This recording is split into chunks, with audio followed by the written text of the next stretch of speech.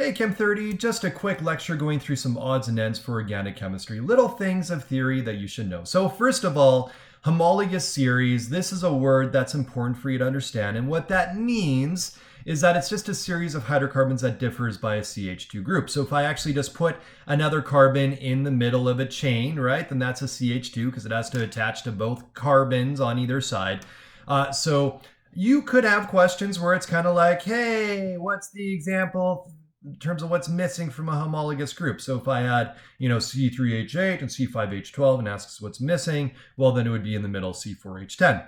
So a homologous series is just things that differ essentially by a CH2. The one exception would be going from methane to ethane, right? Not putting it in the middle. So I now have two N's, so it's a CH3 that I'm adding. But after I have two carbons, when I'm going through a homologous series, it's just adding a CH2 each time. So that's what that wording means. Let's talk a little bit about refining fossil fuels. Fossil fuels extracted from the grounds are mixtures of different organic and inorganic compounds. So in order for us to use it for its purpose, we need to separate out what we want, right, into different layers. So one way to do this is using fractional distillation, also called fractionation. This process separates compounds using their boiling points. This focuses in on the intermolecular forces between things. So this ties into what you learned in Chem 20 when it came to things like London dispersion forces and dipole-dipole forces. The main thing, though, when we talk about fractional distillation is the London dispersion forces. If you remember correctly from Chem 20, the larger the molecule, in other words, like the higher the molar mass or the number of protons you have, or however you want to think about it, the larger the molecule, the higher the boiling point. And then the other thing is that if the mass is the same, the molecule that is the most linear, so in one line, is going to be the one that has a higher boiling point, because when I have more linear kind of molecules, that allows for more interaction with other linear molecules. They can line up better, is essentially what you want to think about it. And as a result, they have more attraction. Okay, so the big thing, though, what you should focus on is the larger the molecule, the higher the boiling point, because that's what this is all about. So if I take a look at a fractional distillation tower, what happens is there's a heat source at the bottom. And so the bottom is the hottest part of this tower. And then as we go up, it gets cooler. These are like bubbling caps. So what happens is that if something boils, it goes through this cap, right? Because it's a gas, and then it kind of makes it to the next layer. So it bubbles up. And then the cap does not allow things to slip back down. Okay, it just allows the boiling to kind of enter into the next layer. And then if it's still boiling in the next layer, then it would proceed up to the next layer after that through that bubbling cap. So essentially what this does is it separates things by boiling points. So if I take a look at this layer, if things don't actually boil at all from this layer, they have a really high boiling point, then they're stuck there. The stuff that does boil at whatever temperature this is at ends up going to this layer. And then if this layer ends up boiling, right, things from this layer, it goes to the next layer and so on. This is kind of like a reverse coin sorter is how I think about it. So if you've seen one of those coin sorters with the different trays, you end up like shaking it. And then after you've kind of shaked it back and forth, your largest coins are at the top, right? Because they could not go through the hole in that layer. And then the next layer has holes that lets another type of coin through, and etc. And at the very bottom, you have your dimes that are the tiniest coins. And it separates your coins by just kind of like holes in different layers. This is kind of like that, but instead, the heavier stuff ends up at the bottom.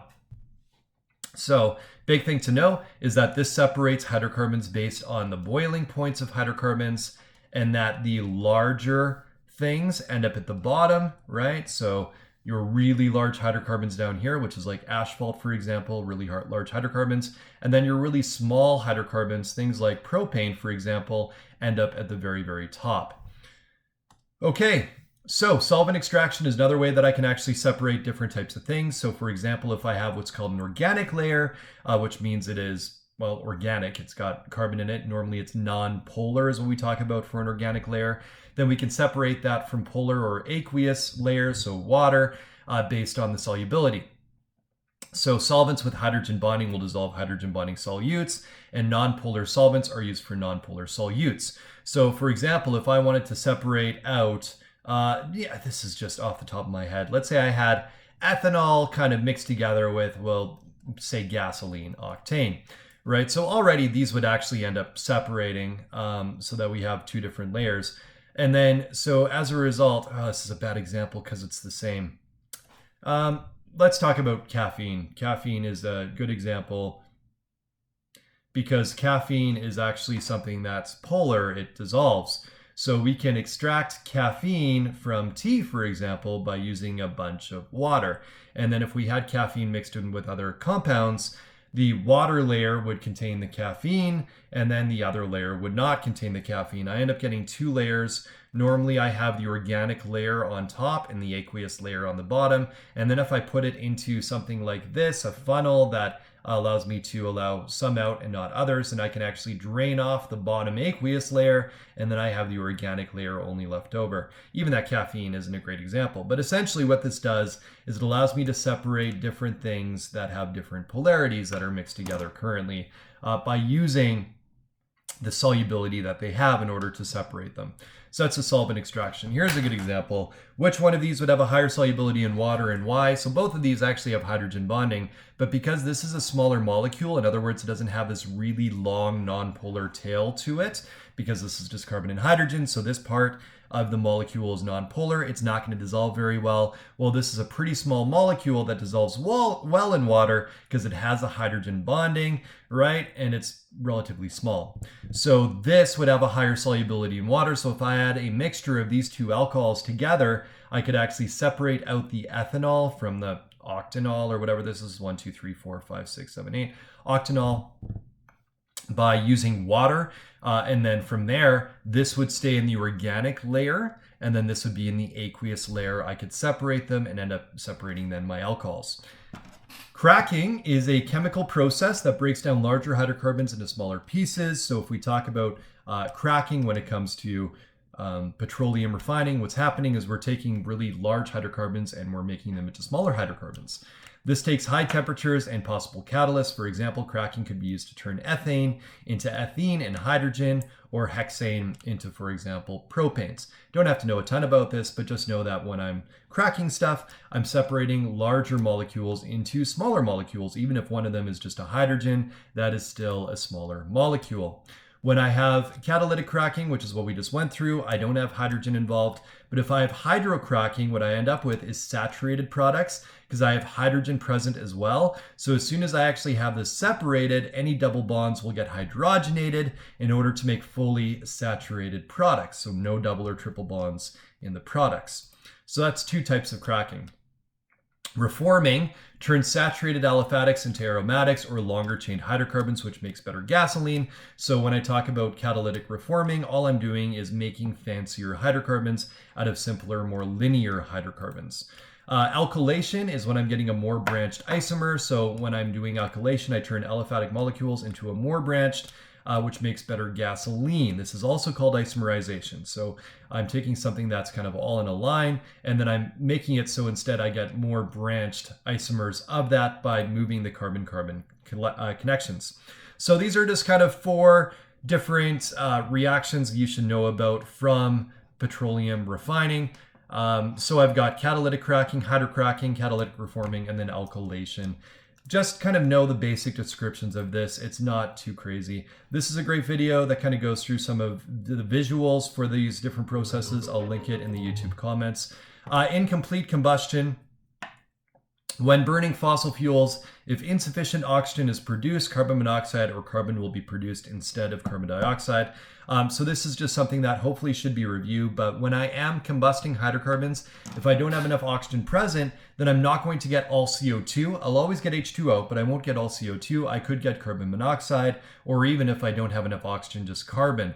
This is why when it comes to things like furnaces, venting is incredibly important that I get enough oxygen in there, because if I don't, I'll get, carbon monoxide being produced, which is something that is very poisonous to breathe in, can be lethal, right? You've heard of carbon monoxide poisoning.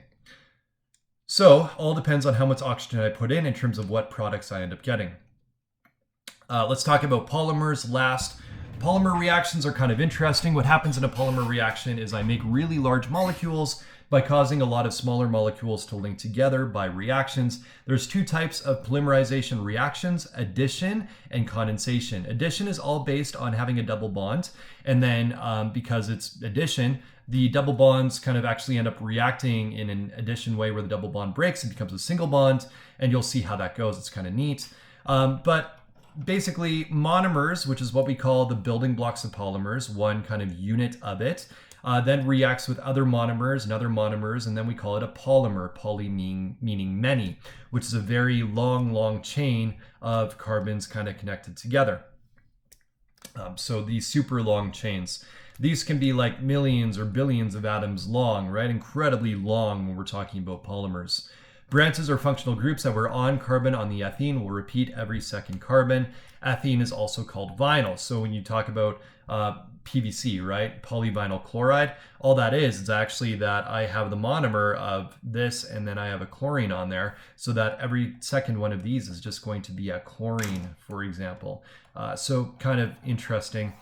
That is monomers going into polymers, so polymerization reactions. So essentially I've got this ethene base, so I'm going to have a double bond, right? Then what happens is that this double bond ends up breaking in order to form the single bond here. Then that causes this to break to form the single bond here, and causes that to break to form the single bond here. And that kind of continues to make my whole long chain. This is actually not completely correct, but the easiest way for you to visualize it. Instead, it kind of forms what we call radicals, which are single electrons, but we're not going to get into that right now. Anyways, if I had even, let's say, a methyl group here, right? So it was, propene as my monomer, then I end up with having just every second one of these being a methyl group. This would be polypropene. Okay, so that's another plastic that you probably actually have heard of, or polypropylene, I think is normally what it's actually called. So just kind of interesting. Here's the vinyl chloride monomer, right, to show you PVC being formed, polyvinyl chloride. So just kind of neat how this works. Essentially, again, all that's happening is I break the double bond in order to make single bonds between carbons, and that continues to make this big, massive, long chain. One way that I can represent a polymer, because again, this goes on for millions, billions, whatever atoms, is I can just draw a monomer unit of it essentially, and then put an N beside it with square brackets to show that this happens many repeating times, and that it's connected on either side to the same thing again and again and again. All right, so that is addition polymers. We're also going to talk about condensation. So condensation, well, here's the polypropylene, which I just talked about as well. So yeah, interesting. So when I'm talking about condensation polymers, what I'm doing is I'm actually having a condensation reaction where I end up having a small molecule byproduct. So like I talked about in esterification, where I end up getting water as a byproduct, you could get ammonia, you could get hydrogen chloride, some kind of small molecule being produced. The one that you're going to deal with the most in Chem 30 will actually be polyesters. So I have water as a byproduct in the condensation reaction, and what's happening is that an ester is forming at each end. So polyester, you've heard about polyester as fabrics. All it is actually ester functional groups over and over and over again in a polymer. So it's an esterification reaction happening at both ends, and so it can kind of continue over and over and over and over again. So here's an example. If I have this phthalic acid and ethylene glycol, right? I have a carboxyl group on both ends of this benzene, and then I have a hydroxyl group on both ends of this ethylene glycol. And what happens is that I end up getting water here and an esterification reaction here and here. So I get an ester functional group repeating over and over and over and over and over again, right? So I have an ester functional group here, an ester functional group here, and then this chain keeps on just going forever and ever and ever. And that ends up being then a polyester that I have forming as a product. So again, and you don't have to know how to name polyesters, but this is Dacron, which is kind of neat to know, which is a plastic that's used quite a bit. So proteins are produced by the condensation polymerization of amino acids into short chains called peptides, or long chains called proteins. Carbohydrates are also formed by polymerization reactions. So this bleeds into bio when you talk about monosaccharides going to disaccharides into polysaccharides. That's all actually just polymerization reactions. And when you talk about amino acids forming proteins, that actually is polymerization reactions as well, which is just kind of neat to know. This is a demo that normally we do. You should look up nylon demo on YouTube. It's kind of neat to see of making actually a long nylon kind of chain at the interface between two chemicals. It is really cool. All right, so I mean, lots of little odds and ends there, but there you go. Kind of just a little lecture covering all of the odds and ends theory from this last chapter of organic chemistry.